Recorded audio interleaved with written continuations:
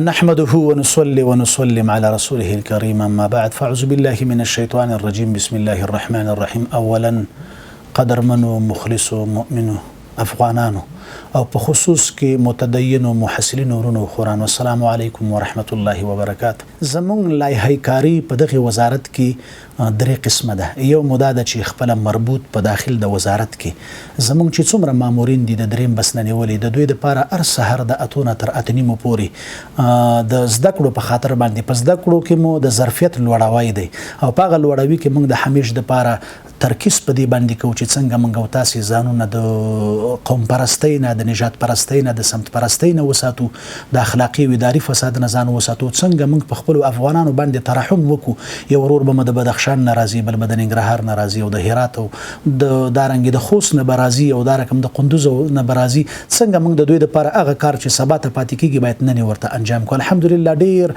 نتیجه ورکړې ده. موږ د خپل مراجعینو سره سلوک ډیر صمیمانه ګرځیدل دي. خپل مابین کې یو سالم یو ډیر ښه سلوک او ښه ابتکارات مرامنځته شوي دي او یو ښه هماهنګي په خپل مابین کې ده. موږ دلته په خپل په ذات خود کې د قدرمن د لوړو زده کړو وزیر جناب حضرت شیخ صاحب عبدالباقی حفظه الله نه ډیر خوشاله یو. موږ ته ډیرې زمینې برابر کړې دي په ټولو دولتي او خصوصي پوهنتونونو باندې تدریسي روغتونونو باندې مسیر کړی دی او د هغوی سره مناسبت کړي دي. د هغوی حمایه مترنه کړې ده نظارت مترنه کړی دی.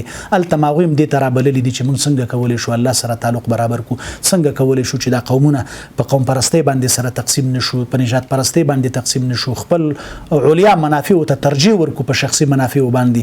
الحمدلله سفرونه ډیر مثمر دي. محصلینو سره ډیر خواخوږي مخکاره کړي دا ډیر د ورورولۍ په فضا کې مو مجلسونه ورسره کړي دي. موږ ترې ممنون یو. الحمدلله کار وکړو خپل کار په محصلینو باندې مغه کوم په افغانانو باندې مغه کوم چې راځي د اختلافات زنځانې او تفرقین تیر شو بلکې حمایه وکړو د یو مرکزی نظام او په دې کې زمونږ استاد د ټولو افغانانو د لپاره خیر دی.